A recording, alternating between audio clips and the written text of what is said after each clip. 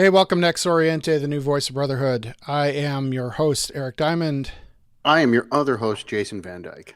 and this is the show that's cursed. this is now, this is now the Listen, fourth. listen. I know. I keep wanting to say, and we're back. But yeah, This is the fourth try. fourth time is a charm. It's got to be the charm. It's got to be. So, yeah, we're just it's some It's technical. it's driven me to drink. What's in the mug tonight? Amstel Light. Very nice. Yeah, sometimes you don't want to drink heavy beer. That's right. Um, and I'm Dutch, so there's some favoritism being played. There you go. All right, so tonight we're going to talk about the man box. Well, yes, we are. So Why do I feel this overwhelming sense of deja vu? I know. I know. Speaking of deja vu, all of you out there who are executive producers and have access to our Ex Libris will be able to correctly define deja vu soon. But we'll get into that at the end of the show. Okay. See, it's called a teaser, Eric. That gets Teaser. people that hooks them and keeps them in. Is that a technical term? It's it's podcasting biz. I Yeah, like it. right. Little industry terms. I like it. All right. So the man box. So the origin of this this show, the origin of this was we had done a show a while back. I'd say 4 or 5 episodes back where we talked about an ad that Gillette had run. It was right after the Super Bowl. It was right after the Super Bowl, right? So it was about they had run this ad during the Super Bowl about toxic masculinity, and what refresh my memory. What was that? The Gillette ad. Yeah. I remember it. I don't really remember it very well. Okay. Which, let me just tell you, for an ad that they probably spent $5 to $8 million filming and then airing, probably doesn't bode so well for Gillette. Although I remember that it was a Gillette ad, and that's a win for them. I remember that there were lots of vignettes in it, right? Am I doing that right? I think so. There were a lot of guys looking in the mirror and Yeah, saying we right. have to do And- better and stuff. Right. But that's the I kind think of it was stuff. I think it was prompted. It irritated a lot of people. It did. I think like I applauded what they did. I think, having had some distance from it and kind of working through some of this stuff in my professional life, I think what it was is that they just didn't feel that Gillette was being authentic. Like they Right. were sort of talking the talk, but they weren't necessarily walking the walk. Right. It almost felt like astroturfing in a way. Which is Right? what for the uninitiated. That's it's so the term grassroots, meaning like it's from the people, it comes from the grass, the roots of the grass up. Grassroots, the fake grassroots is astroturfing. And so astroturfing in the communications business can be multiple fake Twitter accounts. It can be glowing reviews on Yelp from marketing from marketing people and not actual customers. That's astroturfing. It is another word that I've heard used for it is saccharin. Right? It's fake sugar. Yeah. So, but that is kind of how it came across. It also, I think, came across a little sanctimonious, right? It was a little, look at us. We know so well what ails the society, and we can fix it with this, 1-minute Super Bowl ad. Right.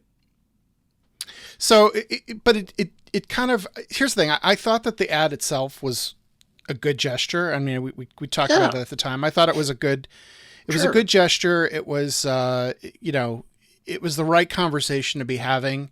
Hmm. And Certainly. what I didn't realize though is that they were just one of several, you know, Right. men's, Shaving and shaving shaving, accessories. shaving and shaving accessories company that Right. was kind of looking into stuff like this. So, um, and I think probably because it was one of those things that like uh, played really well. But what was interesting is that Harry's. So Harry's is another brand that if you listen to Hmm. podcasts, you probably heard their ads. But they do like they're sort of like a mail order, inexpensive razor blade kind of thing. They'll Hmm. send you Hmm. it's like a subscription service to razors. Right. And they actually created a report. They actually sponsored some research Hmm. and created a report that was kind of interesting about called the masculinity report. And what they did was they looked at the sort of the factors that caused men, that they were trying to find like what are the variables that would promote like mental positivity among men. Right. And this particular study was done with men in the UK. They looked at all different age groups, and they found some interesting stuff, right? And so, Hmm. one of the things was that the things that were the values that were considered important by men were not what society normally tells us that they are. So you would Yeah. think that men are super concerned with things like, fitness, working together, like athleticism, creativity. Well, I want to walk you Yeah. back just 2 seconds though, Okay. Sure. Sure. Sure. before we get in that. And I think that part of part of why what you're going to talk about, why this is surprising, is considering who they're talking to. And so I think it bears um, pulling out who they interviewed. Yeah. Who are they getting this information from? And so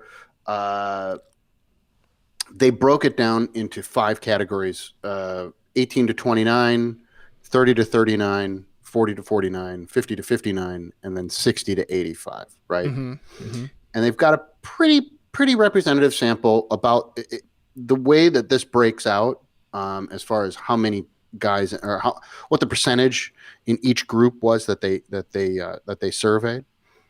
It breaks out pretty well. 18 to 29, 22%, 23%. 30 to 39, 23%, 40 to 49, 25%, 50 to 59, 19%, 60 to 85, 10%, right? Mm-hmm. Mm-hmm. And that's a pretty good curve, and it's a pretty good representative sample, right, of the guys that are out there in the marketplace. Yeah. So Um, basically, we're looking across right, generations. We're we looking at are. everything from older Gen Z all the way up to boomers and Mhm. then some. It's exactly right, and even probably tail end greatest generation, to be honest. Um, so this was a survey and a report done in the UK. Okay, Mm-hmm. so almost all of this is UK based surveying. 20% of the guys came from London, and then everything else is the surrounding area, right? And so there's a Mm-hmm. good mix of rural and urban. So they're not just concentrating on one set of guys, whether you're urban or rural. Um, what was really interesting is that the relationship status of these guys that they interviewed. Mm-hmm. And so 29.5% single, 7.6 divorced, widowed, separated, 17% cohabitating or in a relationship, and 45.4 married or civil partnership. Mm-hmm. So if you count cohabitating or in a relationship and married in a civil partnership, it is a It's over 60%. half. Yeah. Yeah, Yeah. it's well over half, right? Um, so that's kind of interesting.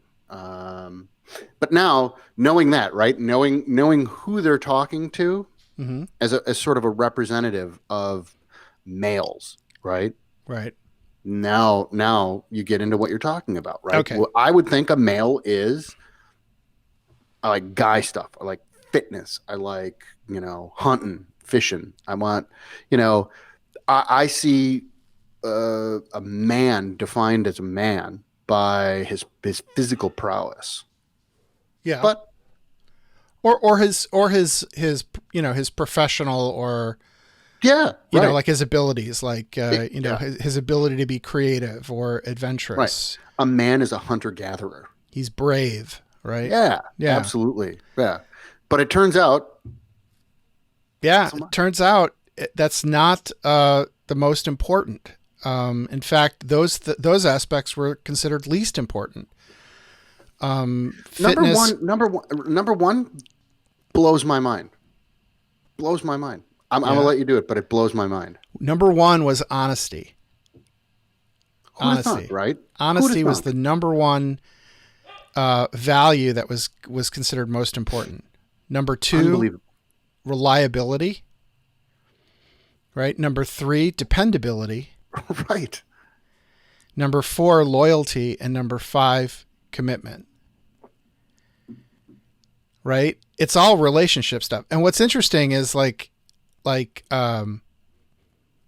you know, I'm not so sure like what the difference between reliability and dependability is. Um, but Yeah, yeah. yeah, but still, I think it's really interesting that those five things ranked at the top in terms of most important values Yeah. that define Yeah. maleness. And the very last, the bottom one was athleticism. Yeah, Just bottom one was yeah. athleticism. Yeah, Yeah. Fitness was the top of the 31 was bottom. fitness. Yeah, so Yeah. they asked 35 different values they looked at. Sure. Right. Um, yeah, um, the they were fitness, collaboration, creativity, adventurous, and athleticism. Makes me a little sad that creativity came in 33rd, but that's all right. Yeah. I mean, honesty came in number one, so I'm cool with that. But Mm-hmm. but if I had a disappointment, that would be a creativity 33. And so then this was also kind of interesting, was that the importance of mental health. Mm-hmm. So when they ran, they said mental health, whether it was, they graded it on a six answer scale, ranging from very unimportant to very important, right? Mm-hmm. And that's a really good one because there's no middle, right? Right. You have right. an even Yeah, number yeah. of Responses. responses. You're forced to have an opinion. Yeah, exactly. 100%. I love that. Yeah, so it ranked as very important across Mm-hmm. all age groups. Mm-hmm. Across all age groups, and yeah, so that I thought that was kind of a very interesting thing. And then the importance of physical health Mm-hmm. was also ranked important, right? Mm-hmm. It was the most preferred answer was important, but not very important, which says that men rank mental health higher, more important than physical health. Yeah. Yeah. Which I thought was very interesting. Blows my mind. Yeah. Blows my mind. And so the things as predictors of mental positivity, Positive. Right. Right. job satisfaction, and relationship status were the top two. Do you think that the relationship status answer there Mm-hmm. has something to do with the fact that 60% of the guys that were surveyed were in a relationship of some sort, a serious relationship, right? As defined by the study. I think that skews it a little bit. Maybe I don't think so, because I think that men who are alone, and there's more and more of them. Okay. I think men who are alone aren't real happy. That's You fair. know, Okay. you know No, what I that's mean? fair. Like, so I think, Yeah, yeah, it yeah. is, Okay. I think it is an important That's, thing. that's So the fair. top Okay. three predictors of mental positivity, and the range was job satisfaction, relationship status, work, friendships, romance, family, personal growth, sport and leisure, health, community, and education. Mm-hmm. The Mm-hmm. top three that were best predictors were Mm-hmm. job satisfaction was by far Yeah. the biggest predictor. Relationship status came in at number 2, and personal growth came in at number 3, Wow. which I thought was interesting. It Which is really says that at least British men, right, define yeah. themselves and Right. based on their job, Interesting. which isn't great, but But that's I, it sounds about right. mhm. You know, sounds about right. But when you look at the health values, the strongest predictor of mental positivity is health. So when you combine mental health and physical health, Mm-hmm. health comes out on top as a Sure. predictor, which Mm-hmm. again, it not particularly surprising.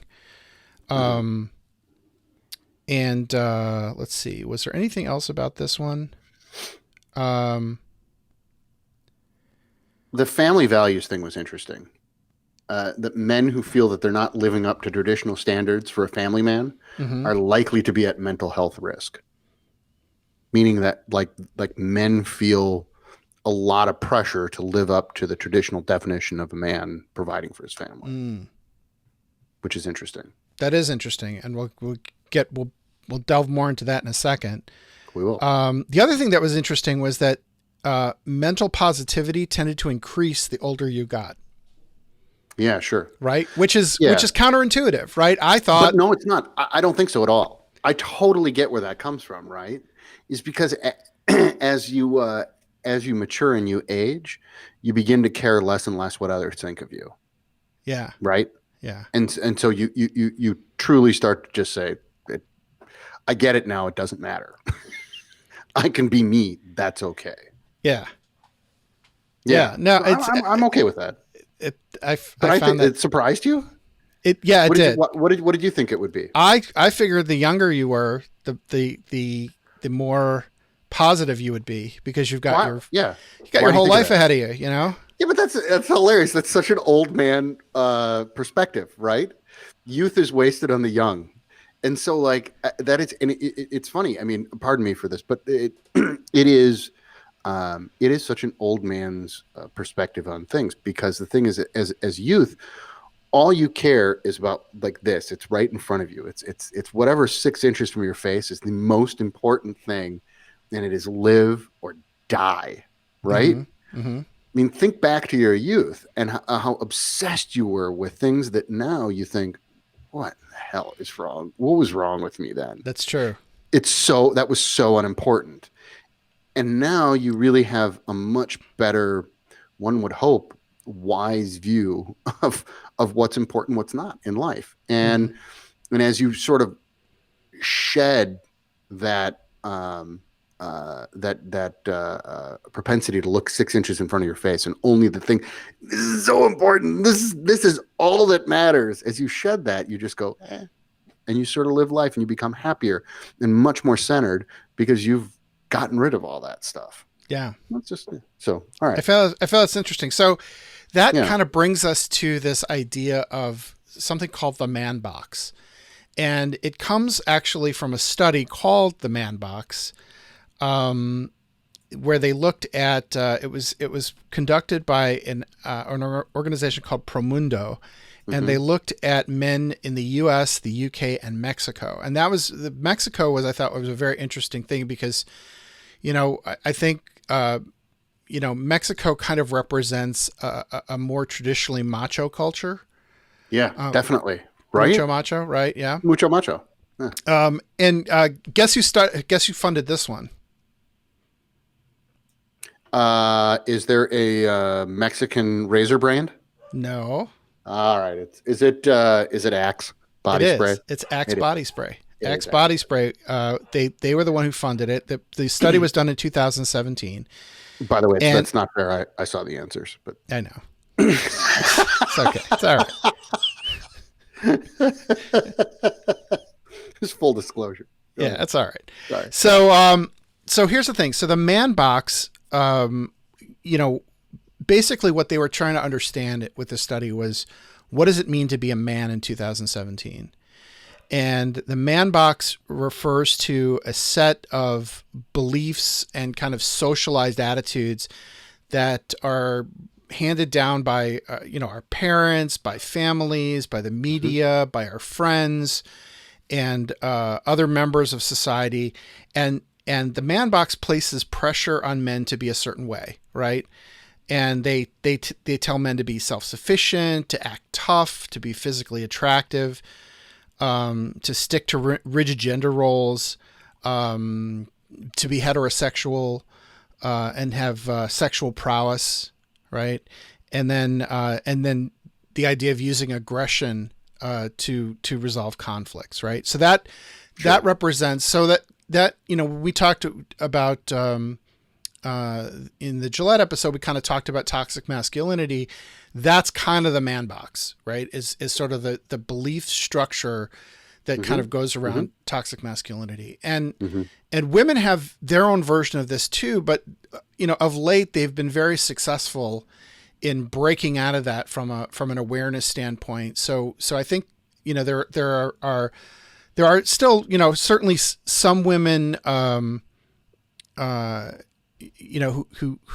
are happy in sort of more traditional roles, but most women of our generation, they're in the process of if not liberating themselves from those kinds of stereotypes. Sure. It's certainly socially acceptable to sort of break out of those kinds of roles and kind of be who they are. And so I think with men, I think it's we haven't gotten to that point yet, right? There's still a lot of societal expectations on us. And I think what makes it even tougher and more awkward is that at the same time that society has this expectation of us, we're being asked and even demanded that we need to kind of change the way that we operate, right? So as not to, I mean, if you think about, you look at like what's happening in the Me Too movement, right? A lot of the things that drive behaviors like that, where women feel threatened at work, or they feel unsafe, or they feel like they're attacked, or they're objectified, or things like that. Those are a result of behaviors that are socialized by the man box, right? Yeah, totally fair. And so this study was like super interesting. And what's interesting though is that men who ascribe to this man box, men who they call it living in the man box, right? So if you're living in the man box, well, guess what? You're at a much, much higher risk for mental illness. You're at a much higher risk for suicide. You're much less the risk is pretty substantial. Right. Let me see if I can find some data here to kind of. So they looked at younger men for this one. They didn't do the whole spread, right? They were looking at men between 18 and 30. So these are guys in their 20s. Most of them are full time. They pretty much have a nice spread across ethnicity, although roughly about I'd say in the United States about half were white. In the UK it went up to 81%. It probably is reflective of the general population. Yeah, I was just going to say. Let's see. So if you are, let's see, it says here, let's see. So the percentage survey respondents who report that being told that a real man behaves a certain way, right? In the US, it's 72%. So 72% of young men feel that they're supposed to behave in a certain way to be a man.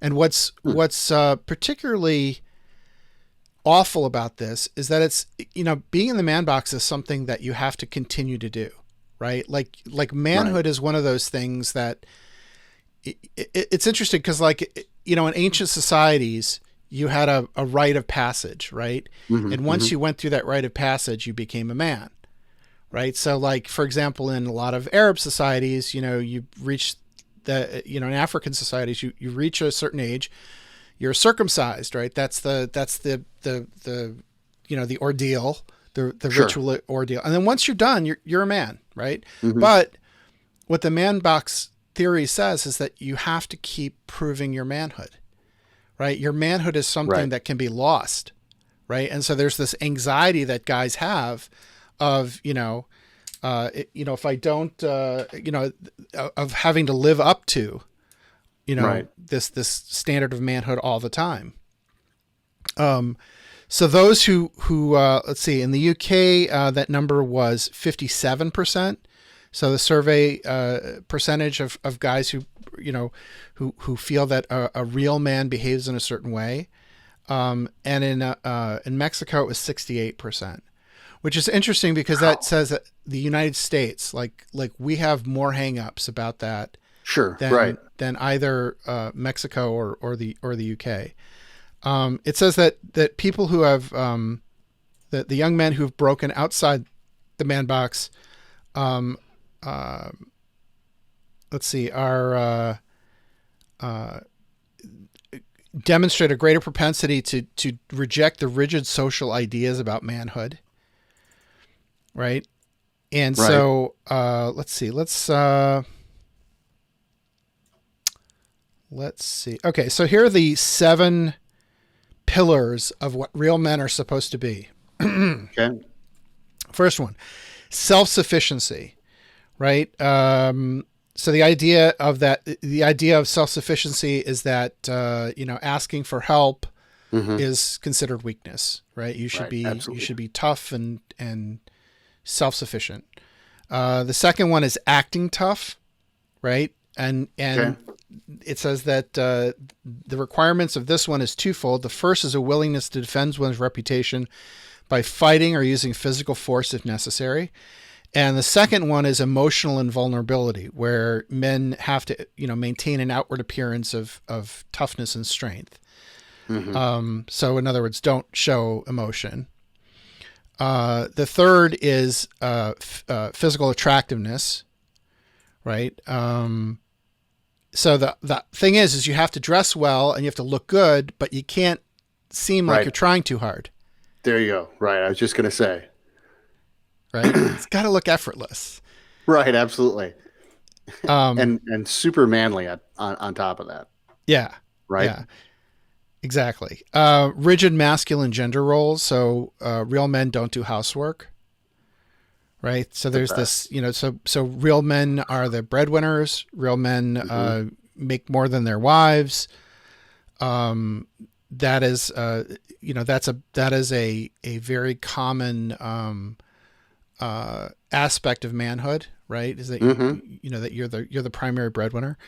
Hmm. Hmm. Number 5 is heterosexuality and homophobia, right? So and then enough said about that. And then number 6 is hypersexuality. So a real man Right. is ready to have sex anytime, anywhere, any place, right? Right. Absolutely. Right? And Yeah.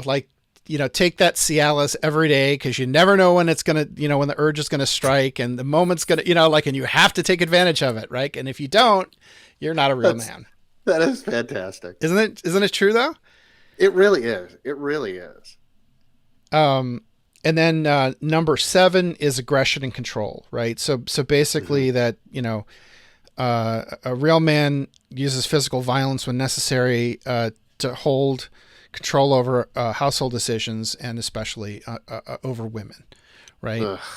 And so the idea is that, like, with that like the attitude that a man should always have the final say about decisions in his relationship or marriage, right? And Yeah. so what do we say? Like we say that like when a man defers to his wife, right? We call him whipped, right? We use cruder terms than that, but Right. he's Exactly. whipped and he's like Mhm. like who wears the pants in the family, dude, right? Right. Like it's that kind Right. of thing. Right. Yeah. Uh, for self-sufficiency, a man who talks a lot about what he's worried about and things like that doesn't really deserve respect, right? So you can, Right. yeah, which is, so it's like Sure. if you complain too much, Right. um, uh, a guy who doesn't fight back when other people push him around is weak, right? That would be the acting tough thing. Right. Um, uh, you know, a guy who spends too much time on how he looks isn't manly, but at the same time, If he doesn't spend enough time, right, right. not manly. And then, guys sometimes, take pride in not knowing how to cook, or when they do, it's like, I grill meat, that kind of thing. Right. Exactly. It's funny, but, and the social pressures that they're under, right? A real man should act strong even though he feels nervous or scared. U.S. and Mexico 59% believe that. UK 47%. Wow. And this one's very interesting. My partner definitely expects me to use violence to defend my reputation if I have to. U.S. 31%, UK 30%, Mexico 19%. Wow. Right? Yeah, it's Wow. yeah, it's pretty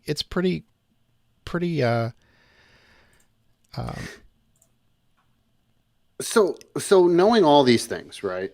yeah. How does masonry help? Right? Where do we come in to this So picture? that's a good question, and that's why I kind of wanted to bring this into the show is that I feel like masonry as an institution is basically it's a toolbox that helps us smash the man box, right? Yeah, but does it? Does it? It should. No, no, I know, but does it? Right? No, I don't think Because it some of does. those things, yeah, and some of the things that are identified as the man box, some of the behaviors, they ring too true to me inside of a Masonic lodge, Mm-hmm. right? Mm-hmm. Um, but I think in a Masonic lodge it becomes even more stressful because, especially with the I expect you to defend yourself physically, right? To get in a fight, Yeah. we can't do that.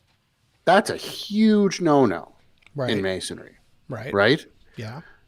So when you really disagree with someone, it becomes even more like there's even more stress on top of that because society is telling you punch him in the mouth, Mm-hmm. right? He's done this to you. You need to respond this way, but you can't. And so everybody hates you, including yourself. And so maybe in some ways masonry perpetuates the box. That hurts, doesn't it? Because I Tell think me more about that. about that. Tell me more because I'm not sure that that's true. I think that if we actually listen to what the ritual tells us, if we listen to what we're supposed to be and how we're supposed to behave and act and to investigate ourselves, Mm-hmm. everything should be fine. But more often than not, we're not listening closely to those instructions. And so I think that masonry, because it's all men, it tends to reinforce those negative behaviors that result in the man box. And when you couple that reinforcement with the rules inside of masonry, don't yell at your brother. Don't belittle them, don't make a fool of them, right? Mm-hmm. Those kinds of things. Um, what happens is that even though you're with a whole bunch of men, those standards of quote unquote men, the man box is being reinforced, but at the same time, you're not allowed to act like you're supposed to act. Mm-hmm. So that puts double the pressure on a man internally and creates way more stress and a much better opportunity to have bad mental health, right? So that's kind of how I feel about it. And I think like you've got to be careful because, the man box comes from somewhere. It, and tell you this, 9 times out of 10, it probably doesn't come from women. It's not their expectations that create the man box. It's Mm-hmm. other men. It's men around us, right? And it's a long piece of culture that's created that. It's a lot of history behind it, so it's very powerful. And so you got to be in the right lodge. You got to be able to like have guys that are there to say like, hey, you know, this is the correct way. If you really listen to this stuff, this is what we're supposed to be doing. Mm-hmm. To kind of break out of that man box. I think it's very difficult.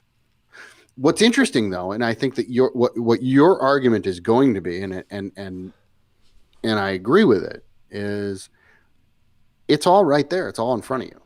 Masonry breaks the man box. Yeah, I think it does, and I think here's the thing. If I you think practice it, if you if you hear, practice it, if you yeah. if you hear it, right? Mm-hmm. But you Yeah. got to hear So it. a couple things. Yeah. One is I think if you sort of strip away the imperfect, I mean the fact that I guess like if you started from the idea that masonry itself is perfect, right? Like the Sure. like the Yeah. right Absolutely. the Yeah. Yeah. ritual, Uh huh. the Yep. lessons, the Yep. values and stuff. Uh It's huh. Perfect. we regard it as such because we say that it's immutable, right? Nobody can Mm-hmm. change, nobody can Sure. Right. innovate, nobody can change the aspects of masonry that are there. Um, if that's the case, then I think when you look at the lectures and you look at how we're taught to resolve conflicts, how we're taught the value and the worth of a Mm-hmm. man, Yeah. right? Right. Yeah. None of it has to do with anything in the man No. box, right? It's No. It all totally breaks out of it. right. And then the other thing that I thought was really interesting was that because the man box study was done with young men, right? They Mm-hmm. all max out at 30, Mm-hmm. Mm-hmm. right? Most of the guys that we bring in, I'd say, are probably in their mid to late 20s and 30s, Yeah. right? So they're already Yeah. they're already starting to get to the edge of that, you know, Mm-hmm. man. Now, here's the problem. The problem is that if you're socialized in your 20s, right, to Mm-hmm. live in this man box, you don't Mm-hmm. stop. You don't hit 30 and go, "Up, I'm done now," right? Right. Right? Enough with that man box. Yeah. I Right. don't need this box anymore, right? You you Right. you, you keep it long into your 30s, 40s, 50s, 60s, right? And Yeah. that's where it Sure. really starts to become a problem, right? I agree. I absolutely agree. Stress is cumulative. Mm-hmm. And not just that, but it starts to take a toll on your your Absolutely. your long-term relationships and A and hundred and percent. and stuff like that. And so one of the things that I think is kind of interesting about Freemasonry and what it provides is this sort of intergenerational mix, Mm-hmm. right? Where you get guys who are just sort of, in the upper age ranges who are happier, who Mm-hmm. are, Yeah. I'll more buy that. mentally positive, who are Mm-hmm. like, you know what, I don't care what society thinks of me. I'm going to be who I am, right? Who Right. have this sort of outlook, who who who There can you go. transmit that wisdom down to Mm-hmm. these younger guys who are really Sure. struggling with Right. having to fit into that box, right? Right. 100%. So Yeah. so I'll definitely agree with that. I mean, okay. And just to be fair, my viewpoint on this was relatively bleak, right? because I want to be able to I want to be able to make sure that everybody out there really sees both sides of this from a Masonic point of view, right? And that I in all honesty, I agree with you, but I think that it's really important that we're always looking at ourselves and saying, well, but here's the dark side of that, and it could be bad. Right. But you're right; it's all there. It is all there, and it's not hidden. You know, like they say, like, whoa, wrapped in an allegory. You know, it's all. This ain't symbolism. This is like literally they tell you there's no interpretation necessary. This is the surface. Yeah. Right there. Yeah. You know, first order stuff. Yeah. You know, there's no need to break out your Pardis tools. Boom. I've told you. Now go do that. Yes.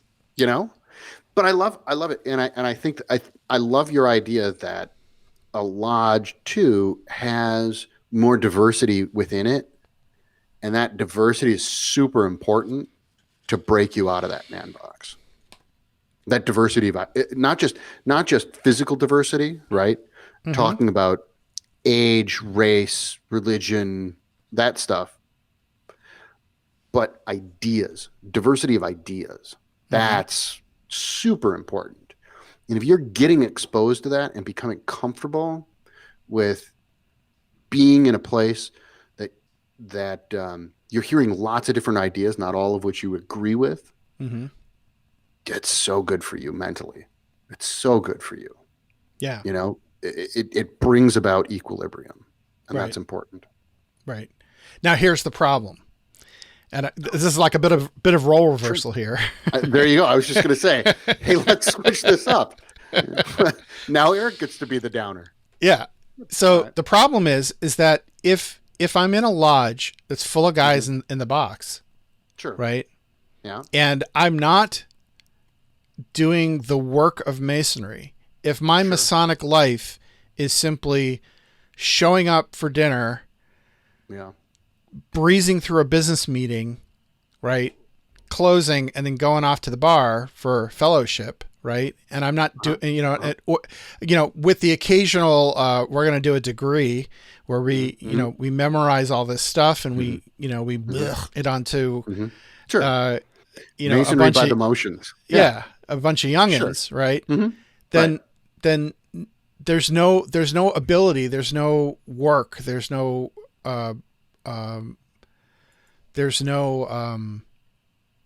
process to get guys who might be trapped in this man box out of the man box, right? Yeah, it's fair. And so that's I think that's why, and it's funny too. And we should do a show about this, like about Masonic education. Like people talk about Masonic education. Masonic education. I just hear it all the time, and I say to myself, what exactly does that mean? Does that mean just like I'm going to delve into the esoteric functions of the? I think what's more valuable is looking at the lessons. Just take the second degree, for example, like just the lessons in the middle chamber lecture, right?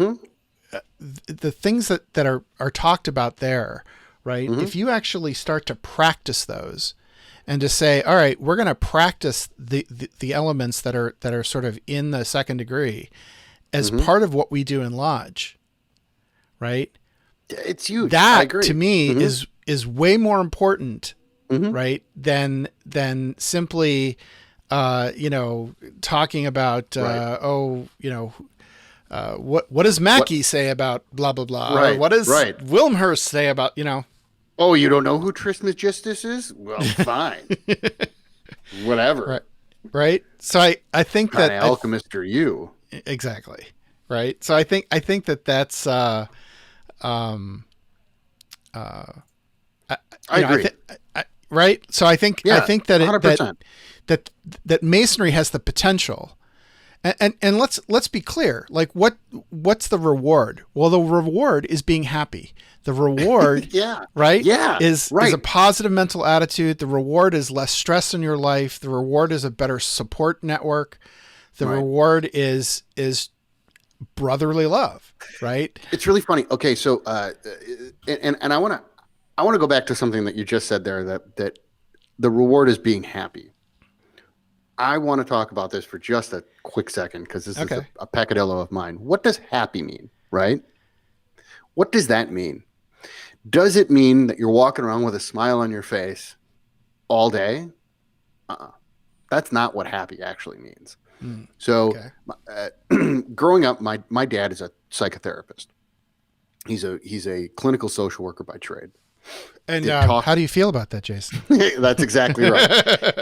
And so, like, my dad hated that the whole, because what's really funny is that people think that that's the goal. That's not, because that's not healthy. Being happy all the time. Mm-hmm. Neither is being sad all the time, right? Mm-hmm. And typically, what'll happen is that when you're out of balance, you get into a spot that's unhealthy. That's bipolarism, right? I'm really happy. I'm really sad. Mm-hmm. Neither of those things are good for you at all, and in fact, are much more destructive for you than just being all sad all the time. It turns out bipolarism is a debilitating, terrible mental disease akin to schizophrenia. Like, it's that devastating. Yeah. And so my dad used to have bipolar patients tell him, like, I just stopped taking the meds. And why? I don't feel anything. I'm always this. And he went, yeah, that's the point. That's how normal people should be. You're not too sad. You're not too happy. You're, all right. He said, that's the point. When you're out of balance and you feel all of your emotions like that, that's not necessarily the healthiest thing. And his point to them was, examine what happy means. Because happy isn't the definition you think it is. And happiness is a balance. It is a stasis. It's a good middle ground, right? Mm-hmm. I almost said happy, using happy to define happy, but that's it. And I've always thought that way, that true happiness is sort of a middle ground to all of that stuff. It's not walking around smiling and, jazzing all day. That's not what that is. It's being good, content, comfortable. Those are happy adjectives. There's something that I wanted to take a look at. Okay. And that was the so it's interesting, like, so they looked at these behaviors of guys, like the range of guys who are stuck in the man box versus free of the man box. All right. And they use sort of a 5-point scale. And by the way, we'll post all the studies Sure. in the show notes so that you can check them out yourself. Let's see. Just give me a second here to. Yeah, so the United States. So guys who are most stuck in the man box, right? So it let's see. Let me see if there's a rating here. Yeah, so it's a 1 is stuck in the man box, 2, 3, 4, and then 5 is free of the man box. Depressive symptoms, 51%. So 51% of guys. Yeah, there you go. Were showed evidence of depressive symptoms. 56% had suicidal thoughts. Wow. Right? Versus 19% of people who are free of the man box.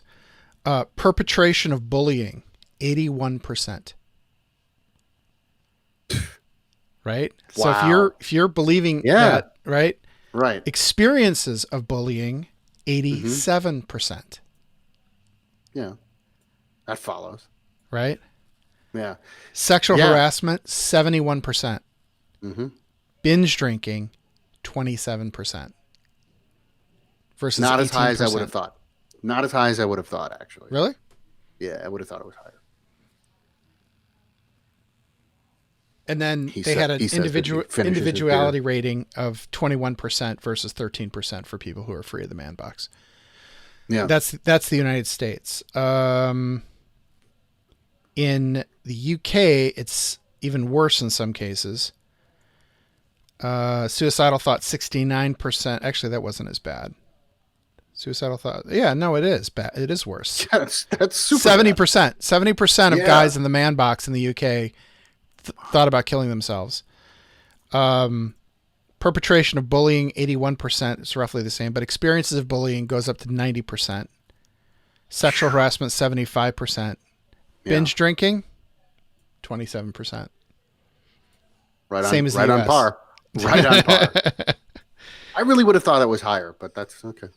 Yeah. Mexico, slight uptick in the binge drinking. Hmm. But the other ones were not as prominent. So only 36% suicidal thoughts, only 73% and 79% bullying. So that's kind of interesting, but it really does, the thing about the man box is that it's worse for the guy in the man box than it is for the people around him. Oh yeah, absolutely. Absolutely. Although for the people around him, he can be kind of insufferable as well, right? If he's out there bullying Sure. other people and Right. sexually harassing, and not the best for them either. Right. Yeah. But it is marginally worse for him. Yeah. That's interesting. Yeah, for sure. So here's my question to kind of wrap this up a bit is, what if we're in a lodge, like are there concrete steps that we can take or that we should take to, I don't know, be aware of this? I mean, it almost seems like I feel like, maybe like if we were to start thinking about like what charities we're supporting, maybe men's health charities, you know what I mean? Like that might be a pretty good fit for, right. That might be a good idea in some way. In some way. Totally. But do you think that there's anything else that as individual Masons or as a lodge that we could do to kind of help this? Because here's what bothers. Look, it's pretty easy for us to say something like, you know what, don't be a jerk, right? So don't bully people, right. Don't harass people, right? Don't act all puffed up and with your chest out, like don't act like a gorilla. Sure. Right? We're more evolved, which is fine, and we can sort of as a society, we can sort of we can sort of create those standards of behavior. I mean, that's sort of the whole idea of the gentleman, right? Is that we tamp down those urges and create kind of a veneer, a facade of sort of being gentle, being in control, being right.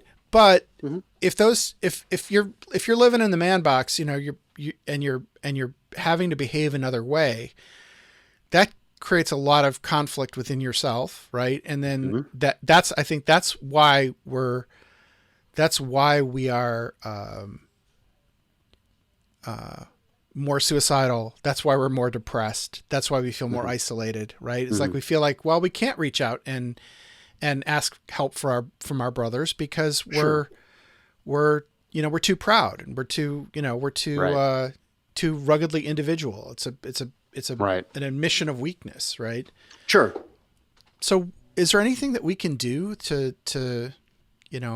like systematically?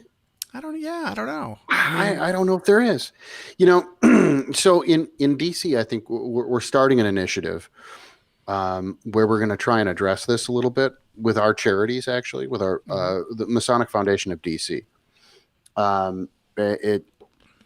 at the last Masonic Foundation board meeting and general meeting a couple months ago, or about a month ago. One of the board members stood up and talked exactly about this, especially men's mental health, you know, and saying, listen, we don't do enough. Like we do plenty if one of our members needs a kidney. If one of our members goes to the hospital, all that stuff, that physical stuff, we do tons for. Mm-hmm. But what do we do for the member who has mental health issues? What do we do to help a member understand that they have mental health issues that need to be addressed? You know, and that's really important is identifying the problem first and then getting help for it. And so he had talked about how the jobs that he had an employee assistance program where you could call somebody, you know, and that person would give a quick evaluation and say, hey, yeah, it's worth you reaching out and seeing somebody. Here's somebody for you to call, right? And so they're trying to figure out how to structure that. And what we can and can't, like what we can do to help guys, you know, maybe get some local healthcare professionals into lodges and talk to guys and say, hey, here are things that, you know, are not normal. You know, here's a stress level. This is what stress really does to you. This is what stress is. Here's what's not good. Do you have these behaviors? Think about it yourself. If you do, we need to address your stress levels and how you're dealing with that stress, you know, that kind of stuff. And that's huge. You know, if you can do that, you know, it doesn't probably even cost that much money to just at least ask a health professional to come in and talk about stress and stress reduction. Mm-hmm. Not hard. So that's good. But I mean, it's a drop in the bucket. It's a drop in the bucket. But if you're trapped in the man box, what's the likelihood that you're going to call that, you know, that, what do they call it? An EAP? Yeah. Mm-hmm. You know, what's the, I don't know. I think that depends on how bad things are. Well, so here's what I think. I think that Masons need training in how to intervene on behalf of a brother who's trapped. Right. And I think about, I'm thinking about two friends who both of them have severe alcoholism. Mm-hmm. And, you know, both of them were very productive members of the fraternity. Mm-hmm. And both have drifted away because of their alcoholism. Mm-hmm. And I felt at the time, I mean, one of them I didn't feel like I knew well enough to be able to intervene. Sure. The other, I just didn't know what to do.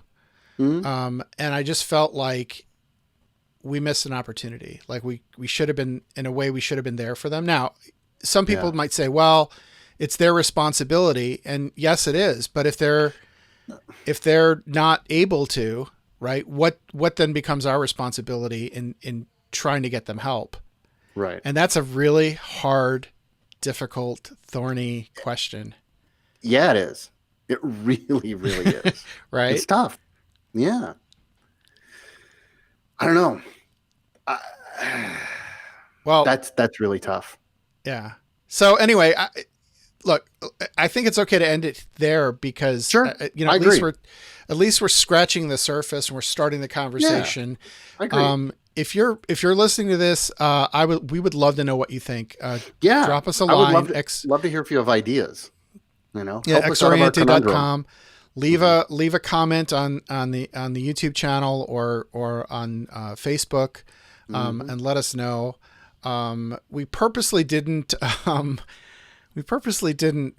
promote the show this week because we didn't know if there was going to be one, but we've broken the curse. Right. Absolutely. We broke out of our own man box. We broke out of our own self-imposed technological man box. That's right.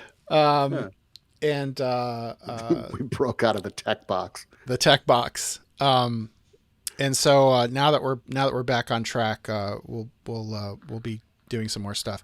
A couple things. First, this is the part of the show where we thank our executive producers. Without their generous and continued support, none of this stuff happens. And we've recently made some more improvements. And now that Jason, now that you're taking over the Ex Libris releases, we can actually we can actually say this is a. Let me show you this week's releases. So, Jason, what's on the menu this week? The menu this week is Madame Blavatsky, Isis Unveiled, Volume 1 and 2, and her Theosophical Glossary, which are foundational level books. Aleister Crowley's The Equinox, Volume 3, The Blue Equinox, again, also foundational stuff. John Dee, Rosicrucian Secrets.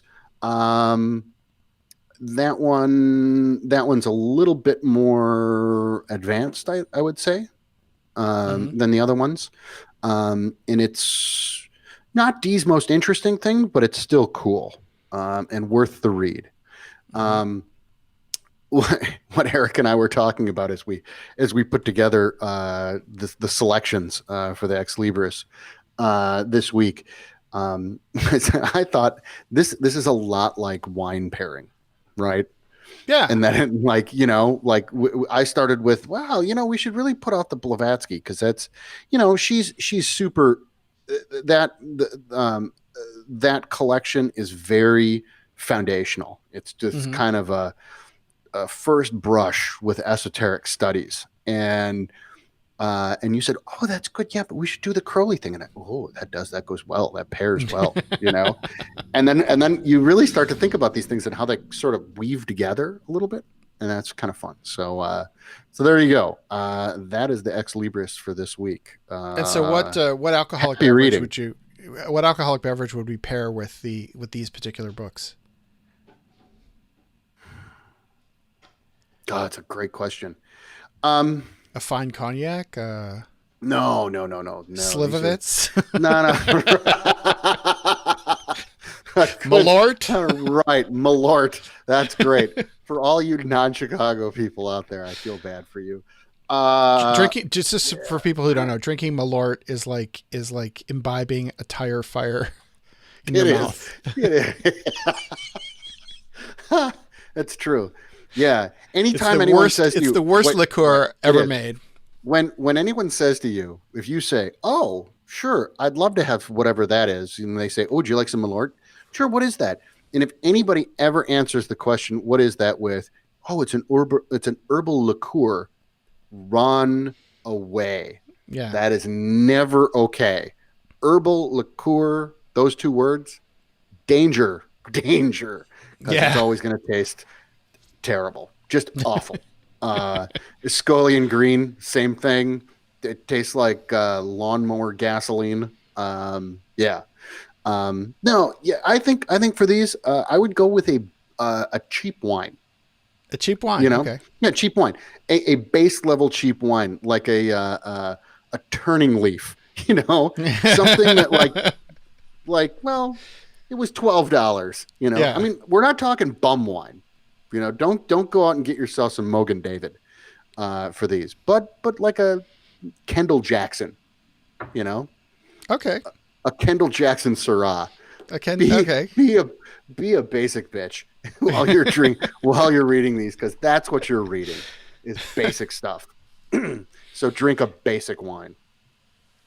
Cool.